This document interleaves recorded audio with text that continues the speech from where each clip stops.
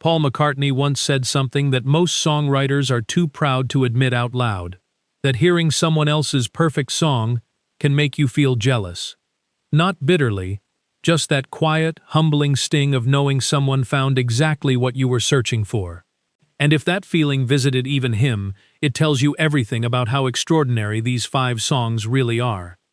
He wanted to record somewhere new, somewhere outside of England, so he asked EMI for a list of their studios around the world. But what followed wasn't just a conversation about locations. It became a reflection on the songs that shaped him, the ones that frightened him, inspired him, and reminded him why he picked up a guitar in the first place. He starts with Brian Wilson, not as a rival, but as someone who genuinely astonished him. When God Only Knows arrived, McCartney wasn't thinking about any British versus American competition.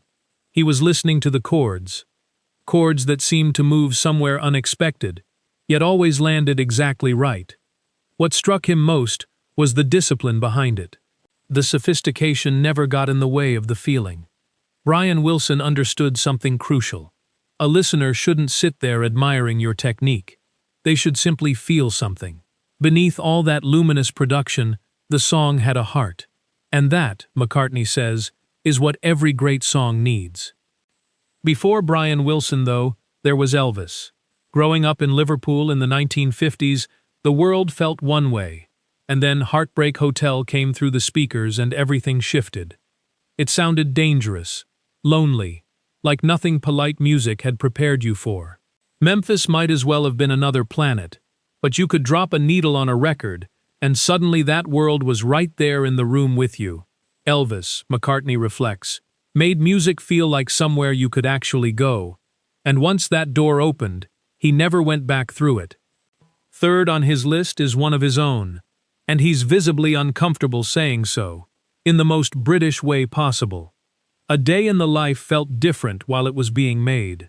John Lennon had the opening.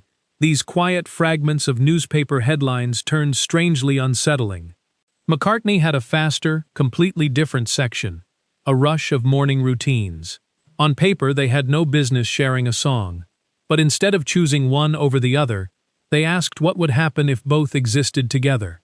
That question, he says, is where the magic began. George Martin and the orchestra did the rest. What he loves most, listening back, is that you can still hear everyone searching. Nobody had a map. Coming in at number 2 is Be My Baby, and he says you don't even need to wait for the voice.